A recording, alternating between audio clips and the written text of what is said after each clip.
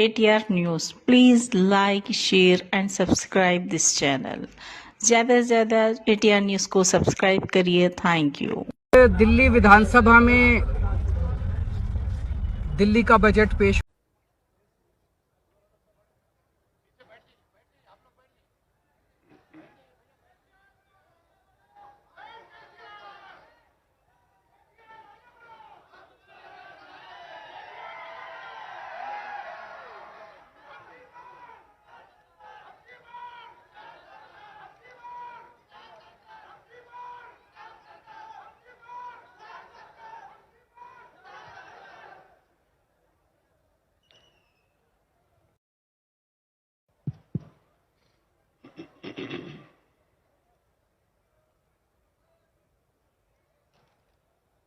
छत्रपति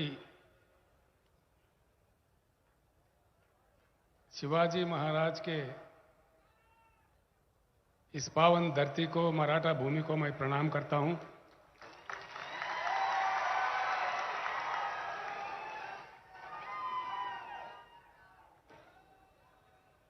माननीय शंकरन दोंडगे जी, ex MLA, Harshvardhan Jadav जी, ex MLA, हरिभाव Rathore जी, x MP,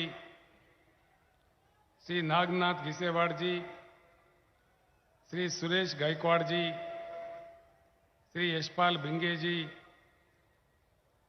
Prahlad Rama Rao राकोंडे जी, जकीर गौ साहब, दिलीप दोंडगे जी,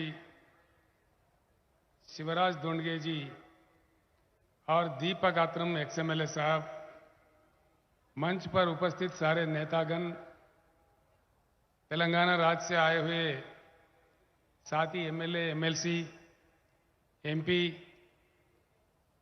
और नांदेड़ जिले के चारों तरफ से आए हुए किसान भाइयों को, बहनों को, सारे लोगों को मैं विनम्र पूर्वक प्रणाम करता हूं।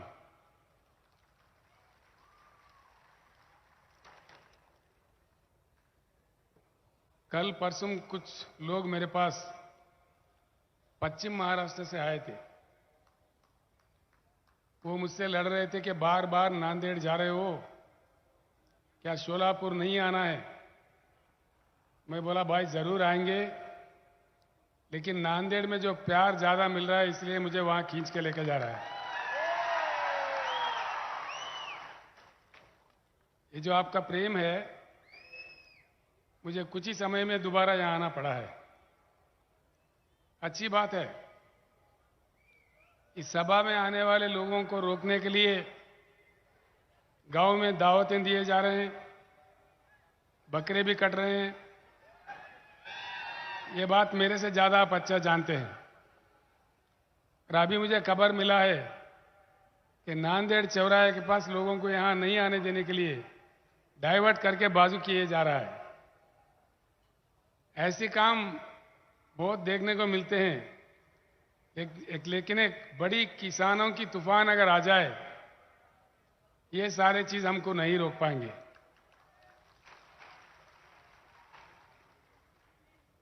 पीछे जब मैं नांदेड़ में आया था, यहां के उप मुख्यमंत्री, माननीय भूतपूर्व मुख्यमंत्री भी रहे हो,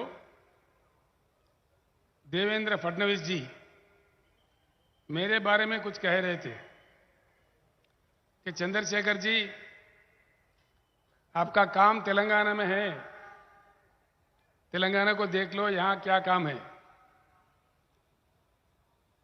मैं भारत का नागरिक हूं, भारत के हर एक राज्य में मेरा काम है। दूसरा बात यह है, मैं साफ बताई देता हूं कि तेलंगाना का जो मॉडल है, किसानों को निवेश के लिए हर एकड़ में 10,000 रुपए देना चाहिए। नंबर 2, किसानों को 24 घंटा उच्च गुणवत्ता वाला मुफ्त में बिजली देना चाहिए। तीसरा, किसानों को जो प्रकल्प से यानी प्रोजेक्ट से पानी दिया जाता है, जिस प्रकार से तेलंगाना में फ्री में देते हैं, मुफ्त में, प्रकल्प का पानी भी फ्री देना चाहिए। तीसरा, चौथा, किसान का जिस किसी तरह भी दुर्भाग्यपूर्ण अगर देहांत हो जाए तो 5 लाख रुपए का बीमा दिलवाना चाहिए। पांचवा, किसानों का जो पैदावारी है, सारा का सारा पैदावारी जिस प्रकार से तेलंगाना राज्य में 7,000 केंद्र खोल के, खरीदारी केंद्र खोल के सरकार ही एक एक दाना खरीदता है, उस प्रकार से महाराष्ट्र में भी किसानों का पूरा पैदावारी खरीदना चाहिए। देवेंद्र फडणवीस जी, आप ये काम कर दो, इसका आश्वासन दे दो, मैं महाराष्ट्र में आऊंगा, आना बंद कर दूंगा। मुझे अगर रोकना है महाराष्ट्र में आने से तो इसका अमल करो, मेरा काम खत्म हो गया। अगर जब तक नहीं करोगे तब तक जबरदस्त आता रहूंगा। आप ये वादा पूरा करो, मैं नहीं आऊंगा। जब तक ये नहीं करूंगे, नहीं करेंगे, तब तक हम जरूर आते रहेंगे और लोगों के साथ मिलके, किसानों के साथ मिलके, किसानों के हक के लिए जरूर लड़ाई जारी रखेंगे। इसके साथ एक और बात भी है, हमारे दलित वर्ग, हमारे आदिवासी वर्ग भी सदियों से परेशान है, ये हम सारे जानते हैं। उनको कैसे उनके हालात पे छोड़ेंगे, कब तक छोड़ेंगे, कितने और सदी उनको पीड़ा उठाना पड़े, ये देश के लिए, नागरिक समाज में अच्छी बात नहीं है। इसी को सोच के हमने तेलंगाना राज्य में एक बहुत जबरदस्त स्कीम, दलित बंधु नाम का स्कीम लाए हैं। हर घर को, हर दलित परिवार को 10 लाख रुपए देते हैं, जो वापस नहीं देने होते हैं, और उनका इच्छापूर्वक जो काम वो कर सकते करें। इसका कोई बैंक लिंकेज भी नहीं है। देवेंद्र फडणवीस जी, ये अंबेडकर, भारत रत्न अंबेडकर जैसा एक डायमंड पैदा हुआ भूमि है महाराष्ट्र।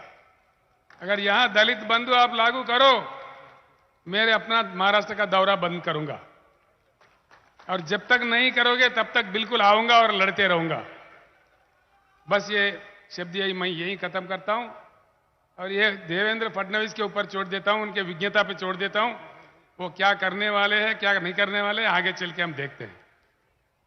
भाइयों, यहां समझने की बात है, कोई लंबा चौड़ा भाषण भी मैं नहीं बोलूंगा। धूप भी कड़ी है, बहुत देर से मेरे इंतजार कर रहे हैं, मैं जानता हूं। लोग बाहर भी बहुत है, अभी गांव में, शहर में भी। मैं सिर्फ 2-4 बातें आपको समझाने आया हूं। 75 साल हो गए देश को आजाद हुए, भाषण बहुत सुने, पार्टियां बहुत बने, मुख्यमंत्री कहीं बने, प्रधानमंत्री भी कहीं बने, आमदार खासदार तो कितने हम बनाए, बेहिसाब बनाए।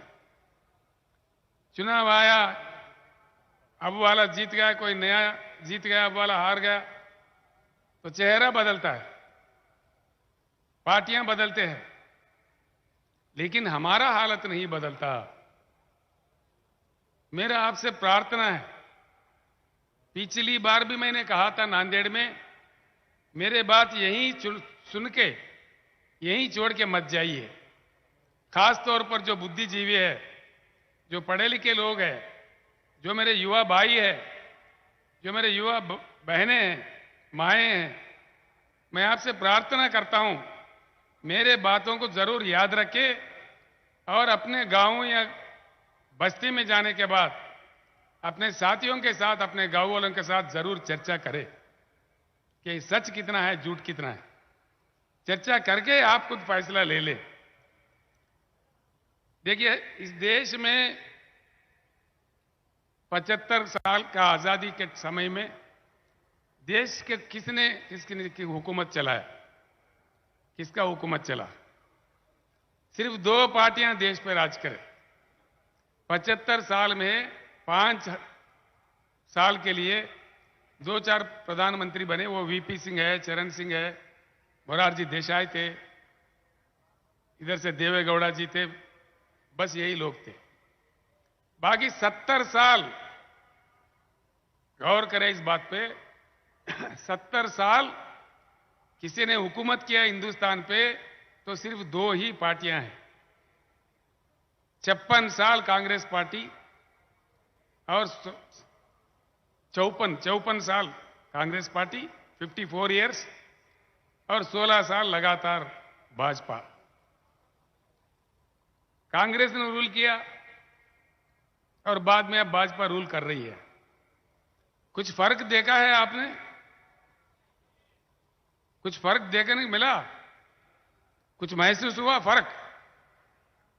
क्या फर्क पड़ा? उन पार्टियों के लिए फर्क पड़ा होगा, पार्टियों के नेता के लिए फर्क पड़ा होगा, किसी के कांग्रेस का मंत्री पद जाके इनको भाजपा वाले को मंत्री मिला होगा, लेकिन जनता को क्या मिला, किसान को क्या मिला? किसान का हालत क्यों नहीं बदला? दया करके सोचिए। मैं राजनीति नहीं बोल रहा हूं, ये राजनीति आखिरी में बोलूंगा, लेकिन अब जो बात मैं कह रहा हूं कि ये सच है झूठ है, दिल पे हाथ रख के सोचिए। दोनों पार्टियों में कोई फर्क दिखा, कोई अंतर दिखा? कोई फर्क नहीं है। फिर इसको हराओ, उसको जिताओ, इसको जिताओ, उसको हराओ, इसमें क्या मजा है? पहचानने की बात क्या है? चाबी किधर है? चाबी कहां है? हमारे हाथ में। देखते हैं कितना ताकत है।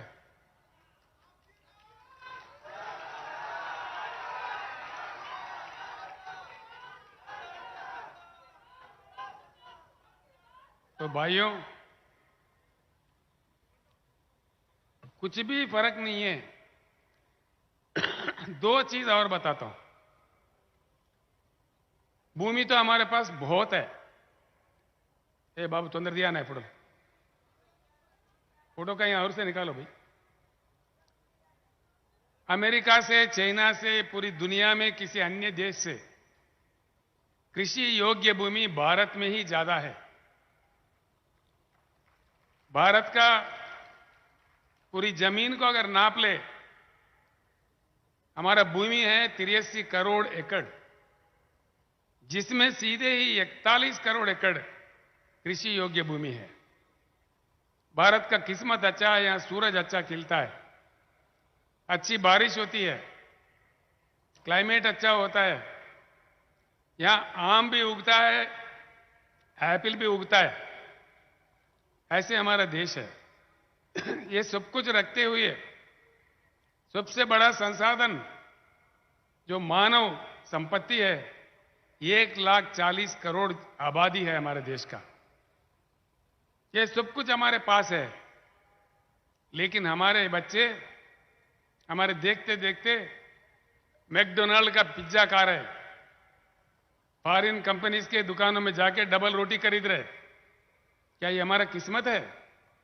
क्यों ये स्थिति है? दूसरी बात है, मैं कुछ समय के लिए एरोप्लेन में आ रहा था हैदराबाद से, उसके बाद नांदेड़ में उतरने के बाद हेलीकॉप्टर से आ रहा था। जमीन पूरा सूखा सूखा दिखता है। क्यों? पानी नहीं है। पानी, ये बात जरूर मन में रखे और जानकारी ले लें हर भाई, हर किसान नेता। हिंदुस्तान के 41 करोड़ एकड़ जमीन को सिंचन के लिए भरपूर पानी देने के लिए जरूरत से ज्यादा पानी की उपलब्धि इस देश में है। देश के नदियों में 75,000 टीएमसी पानी बहता है, जिसमें से सिर्फ 19,000 टीएमसी उठाया गया। बाकी 50,000 टीएमसी हर साल हमारे आंखों के सामने, सारे भारत के जनता के सामने, प्रधानमंत्री, कई मुख्यमंत्री, आमदार, खासदारों के सामने, हमारे आंखों के सामने से गुजरते हुए बंगाल के खाड़ी में जा रहा है। गोदावरी निकलता है महाराष्ट्र से, कृष्णा निकलता है महाराष्ट्र से।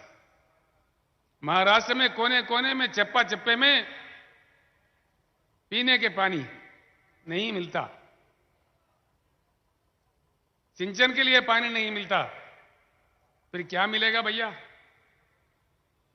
पानी के लिए अमेरिका को सलाम करने की जरूरत नहीं है, कोई रशिया से मांगने की जरूरत नहीं है, कोई चाइना देश के पेट में मुंडी डालने की जरूरत नहीं है या किसी को भीख मांगने की जरूरत नहीं है। हमारा अपना भगवान का दिया हुआ, प्रकृति का दिया हुआ, हमारे जनता का, हमारा देश का अपना संपत्ति है। जरूरत से ज्यादा पानी रखते हुए देश के किसान पानी से क्यों वंचित है? इस एक बात पे सोचिए, बस बात पूरा समझ में आ जाएगा। पानी नहीं है, किसी को भीख मांग रहे, बात अलग है, लेकिन पानी है और पानी जरूरत से ज्यादा है। सवाल यही है कि वो पानी समंदर में न जाते हुए जमीन पे आए और पूरे हिंदुस्तान को हरा भरा कर दे, या ऐसे ही हम रह जाए? क्या चाहिए? पानी आना चाहिए कि नहीं आना चाहिए? आना चाहिए, पक्का?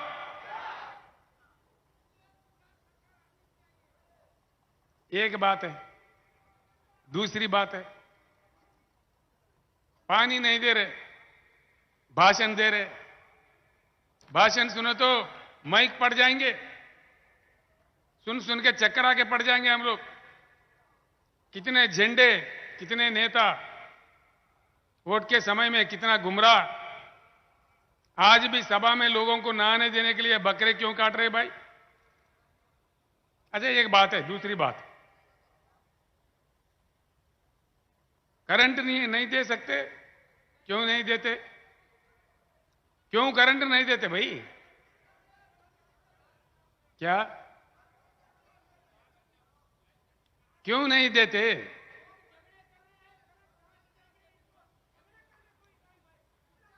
ऐसा है, पानी तो जरूरत से ज्यादा है इस बात का जानकारी ले ले। अगर है, आपको जानकारी हो गया, तो पूरे जनता को जगाइए और युद्ध कीजिए मेरे साथ में। पूरे पानी जमीन पे आ जाएगा और भरपूर हर एकड़ को पानी मिलेगा। ये मेरा वायदा है आपके साथ। तो दूसरी बात है, बिजली, पर्याप्त बिजली, जितना चाहिए उतना बिजली देने के लिए हमारे अपने देश में, महाराष्ट्र समेत कई राज्यों में बहुत सुंदर सा प्रकृति का दिया हुआ कोयला है। और वो कोयला कितना है हमारे पास? 361 बिलियन टन। 361 बिलियन। जो लिख लेना चाहे लिख ले। 361 बिलियन टन का कोयला हमारे पास ऑलरेडी है, जो पूरे देश को 24 घंटा हाई क्वालिटी पावर देने के लिए 125 साल के लिए भरपूर है। 125 साल के लिए। भाई क्यों नहीं देते बिजली? किसान और जनता, सरकार से हम चांद सितारे थोड़ी मांग रहे, सोने के ईंट थोड़ी मांग रहे। भाई जो पानी भगवान ने दिया, बीच में इंसान अड़चन बन बैठा है। जो कोयला भगवान ने दिया, बीच में हमारे राजनेता, हमारे प्रधानमंत्री, हमारे मुख्यमंत्री बीच में अड़चन बन बैठे हैं।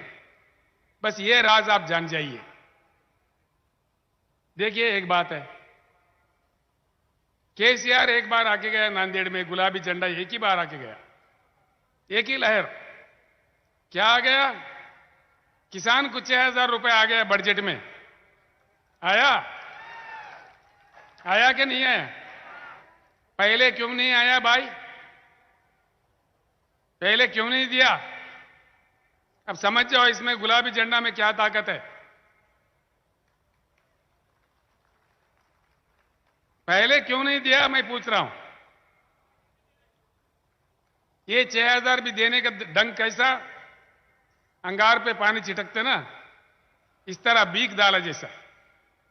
नहीं चाहिए हमें 6,000 रुपये, हमें चाहिए 1 एकड़ में 10,000 रुपए निवेश के लिए। चाहिए कि नहीं चाहिए? लड़ेंगे इसके लिए।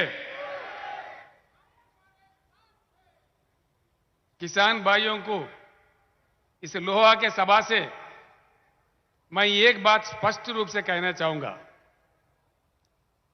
ऐसा नहीं है कि हमने जंग नहीं लड़ी, हमने लड़ाइयां नहीं लड़ी, ऐसा नहीं है। 75 साल से लगातार लड़ाई जारी है। हरियाणा के भूमिपुत्र सर छोटू राम के जमाने से, महेंद्र सिंह टिकायत के जमाने से,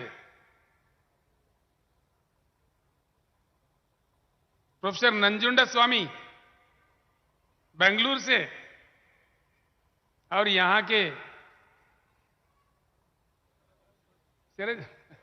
मुझे मालूम है शरद जोशी के जमाने से कितने लड़ाइयां हम लोग लड़े। अभी अशोक नवले, उनके नेतृत्व में 10,000 लोग पैदल चले नासिक से मुंबई तक। इससे पहले तो 50,000 चले। हमारे दशरथ सावंत काका जो अहमदनगर से यहां बैठे हुए हैं,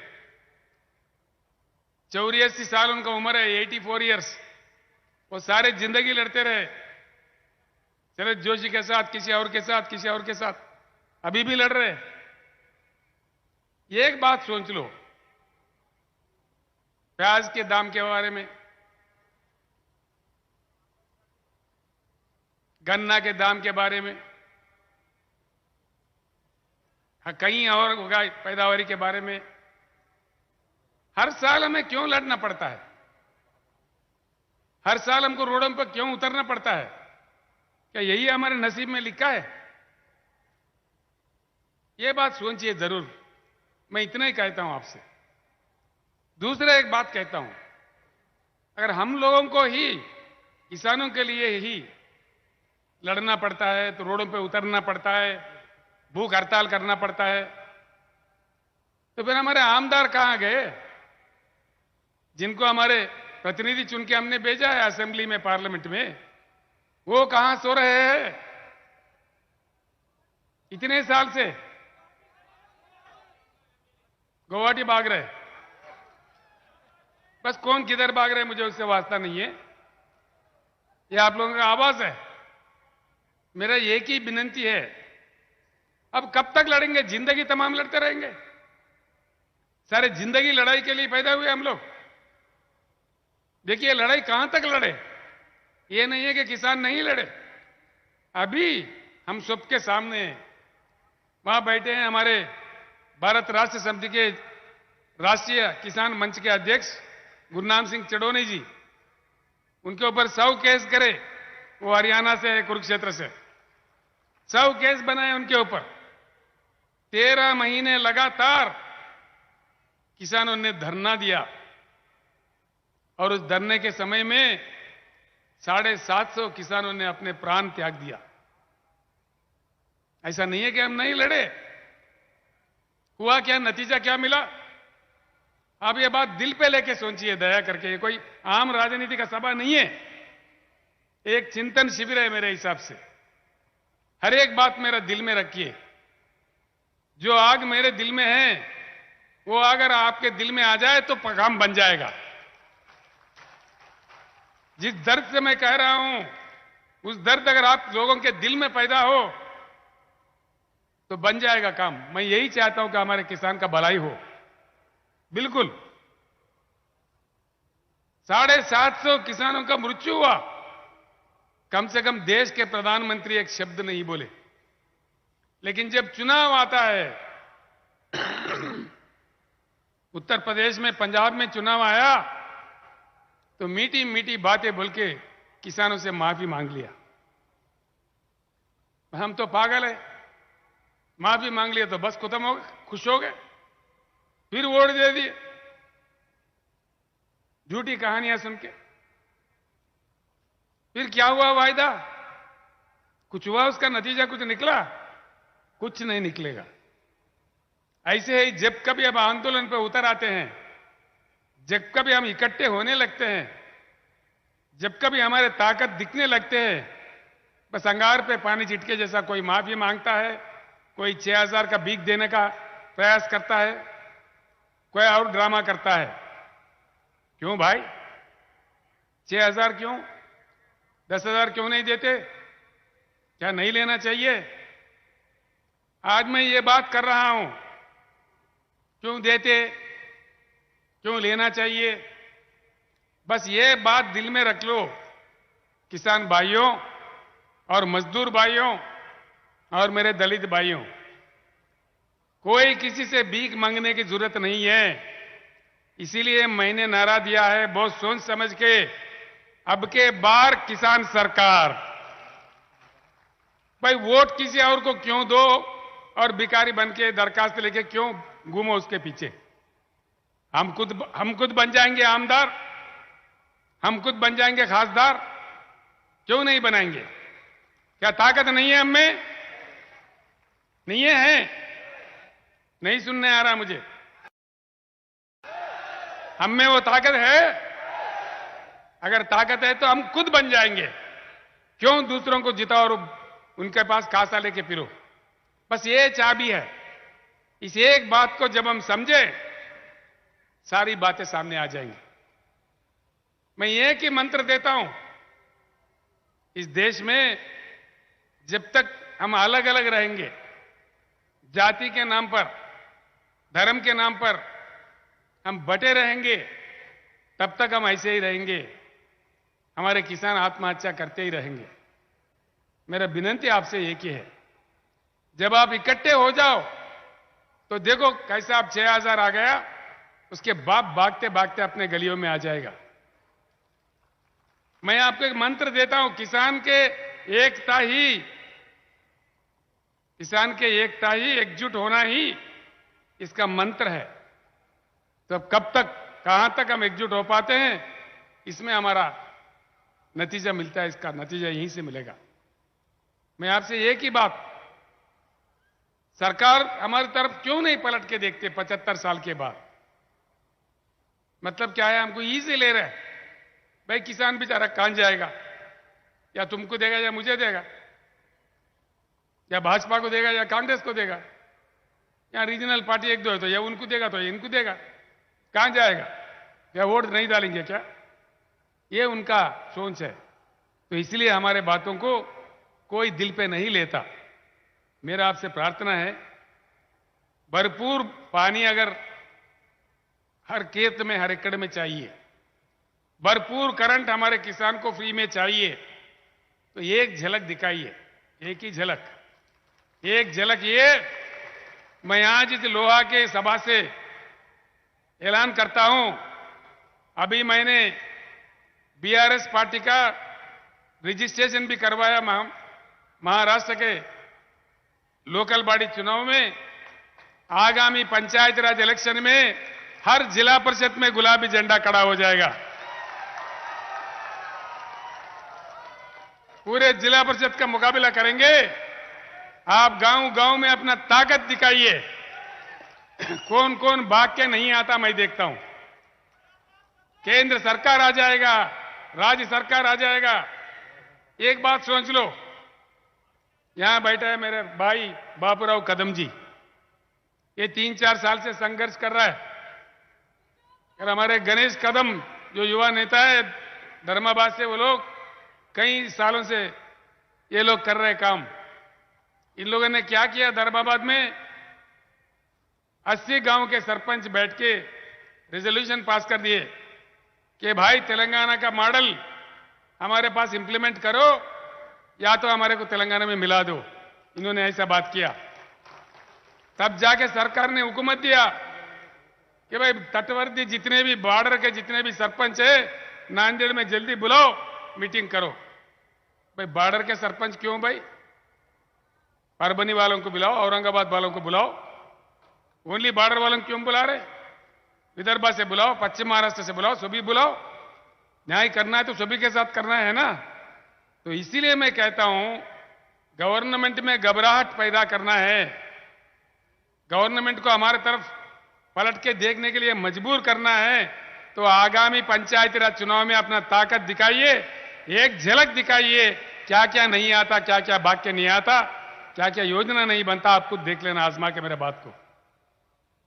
मैं एक बात बताता हूं भाइयों, तेलंगाना 8 साल 9 साल पहले यहां से भी बुरा हाल में था। हर दिन मेरे आंखों से पानी निकलता था। एक एक दिन 5 किसान 4 किसान आत्महत्या कर रहे थे, हम रोज रो पड़ते थे। आखिरकार एक बार मैंने इनको निवेदन किया, भैया मरना मत, कुछ समय के लिए बचे रहो, मैं करंट ठीक कर रहा हूं, मैं पानी लाऊंगा आपको दूंगा बोल के समझा के उनको रो रो के हमको बोलते थे उनको। आज भरपूर पानी मिला, करंट मिला, निवेश मिल रहा है, सब कुछ मिल रहा है, तो किसान खुश हो गया। जो राज्य तेलंगाना महाराष्ट्र से भी बुरा हाल में था, आज सुधर गया है। तेलंगाना अगर सुधर सकता है तो इतना शक्तिशाली राज्य महाराष्ट्र क्यों नहीं सुधर सकता? ये सवाल आप सोच लीजिए। इसको सुधारने के लिए कहीं 10 साल 15 साल नहीं लगेंगे। महाराष्ट्र में तो और आसान है, तेलंगाना से आर्थिक शक्ति भी महाराष्ट्र में ज्यादा है, बढ़िया संपत्ति है यहां पे, जल्द से जल्द हमारा काम बन सकता है। तो इन बातें जो मैं कह रहा हूं, मन लगा के सुनिए। अन्य बातें भी है, कई बातें हैं, हमने आंदोलन भी किए हैं, सब कुछ भी किए हैं। तो एक बात ये भी सोचने वाली बात है, आज देश आगे चल रहा है कि पीछे चल रहा है? नांदेड़ में मैं प्लेन उतरा तो वहां लोग अधिकारी मुझे बता रहे, साहब आपको जल्दी निकलना है यहां से, 5:30 बजे लास्ट टाइम है आपका फ्लाइट का। मैं बोला क्यों भाई? नांदेड़ एयरपोर्ट को बंद किया जा रहा है, 24 घंटा चलने वाला एयरपोर्ट को अब दिन का एयरपोर्ट बना दिए, क्लोज कर दे रहे। मौजूदा एयरपोर्ट अगर बंद किया जा रहा है तो देश आगे भाग रहा है कि पीछे खींच रहा है? पीछे जा रहा है, क्योंकि ये तमाशा चल रहा है। और एक बड़ी बात, फसल बीमा योजना कभी किसी को मिलता क्या? पैसा हमारा जाता है बैंक को, लेकिन हमको वापस कुछ नहीं मिलता। फसल बीमा योजना, ये भी कितना बड़ा मजाक है। ऐसे कई मजाक मतलब हमारे साथ हो रहा है। इन सारे चीजों का समाधान मैं आपको एक ही बात बताया, आप लोग देख लीजिए, सोचिए। कुछ अन्य बातें भी हैं किसानों के अलावा। काफी लोग, मेरा एक ही प्रार्थना है, एक ही मंत्र है कि जातिवाद धर्मवाद छोड़ दीजिए, किसानवाद होना चाहिए। अगर हम किसान हो, किसानवाद पे एक समय के लिए, बस एक समय के लिए इकट्ठा हो जाइए, सारे समाधान उसी में से निकल आ जाएंगे। इतना गर्म धूप में आप लोग मुझे सुनने के लिए इतना दूर आए, मैं आप सब लोगों का आभारी हूं। काफी लोग आज पार्टी में शामिल भी हुए। महाराष्ट्र के चौ तरफ से मेरे पास कई डिमांड्स आ रहे हैं, आप चंद्रपुर में आ जाइए, आप सोलापुर में आइए, आप पश्चिम महाराष्ट्र में आइए, हर जगह आइए, ऐसे डिमांड्स आ रहे हैं। तो महाराष्ट्र में जल्दी से मेरे ख्याल से क्रांति आ जाएगा। ये क्रांति का भूमि है। यहां भारत के वीर पुत्र छत्रपति महाराज का ये जन्म स्थान है। और यहां शिव महाराज जो रिफॉर्मर है, उनका ये भूमि है। ज्योतिबा फूले सावित्रीबाई का जन्म धरती ये भूमि है। ऐसे पवित्र भूमि है। और भारत का संविधान रचने वाले बाबा साहब अंबेडकर का पैदा हुआ एक पवित्र भूमि है। इस भूमि में क्रांति की कमी नहीं है। मैं एक ही बात आप लोगों से निवेदन करता हूं, आखिर में एक ही बात मैं बोलना चाहूंगा आप लोगों से भाइयों। आज 75 साल के बाद हमारे अनुभव बताता है, जो पार्टी आया हमारे साथ इंसाफ नहीं हुआ, ना ही पीने को पानी मिलता है, ना सिंचन के लिए पानी मिलता है। आखिर हमारा आत्महत्या पे भी इनको फिक्र नहीं है। वो लोग हमको लाइट ले रहे, हमारा मजाक उड़ा रहे। अगर हमको सीरियसली वो लोग ले ले तो एक झलक बताइए, वरना हम खुद आगे चल के किसान सरकार बना के हमारे सारे समस्याओं का समाधान निकाल सकते हैं। इसीलिए मैं आपसे फिर एक बार विनम्र पूर्वक विनती करता हूं, मैंने जो शब्द आपको बताए, मैं लंबा चौड़ा नहीं बोलते हुए आपको गुमराह भी नहीं करना चाहता। जो बात मैंने बताया है आपके गांव जाके जरूर सोचिए। आखिरी में मैं एक शब्द और कहूंगा, जब सारे बातें संभव तेलंगाना में है, महाराष्ट्र में क्यों नहीं है? महाराष्ट्र में धन की कमी नहीं है, महाराष्ट्र में सिर्फ मन की कमी है। इस मन को अगर हमारी तरफ खींच रहा है तो हमारा एकत्रित होना, एकजुट होना ही एक ही काम है। कुछ ही समय में गांव गांव में बीआरएस के नेता लोग आएंगे, मेंबरशिप बनेगा, बीआरएस के कमिटियां बनाएंगे। मैं आप सभी लोगों से निवेदन करता हूं, ये किसान का पार्टी है, किसान का झंडा है। हर गांव में इसको ताकतवर बनाइए, वो आपका ताकत बनेगा, आपके लिए लड़ता रहेगा। आपको शुभकामनाएं देते हुए हमारे पूर्ण विजय प्राप्त हो, हमारे आत्महत्याएं बंद हो, भरपूर पानी सिंचन के लिए आए और हमें पूरी सहूलतें मिले, भरपूर फ्री बिजली हमारे को मिले, ये मैं चाहता हूं और भगवान से पूरी प्रार्थना करते हुए मैं आपसे अपने भाषण समाप्त करता हूं। जय तेलंगाना, जय महाराष्ट्र, जय भारत। अब की बार ठंडा पड़ गए, गर्म ज्यादा बोलिए, अब की बार धन्यवाद।